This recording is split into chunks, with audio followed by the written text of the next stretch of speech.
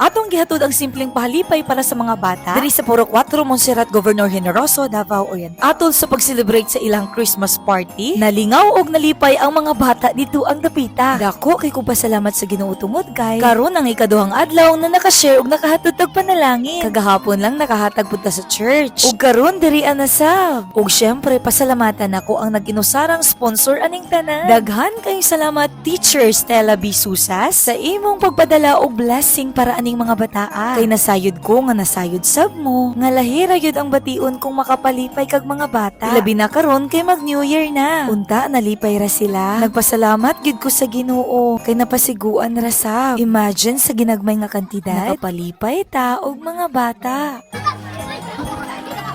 Hello, maraming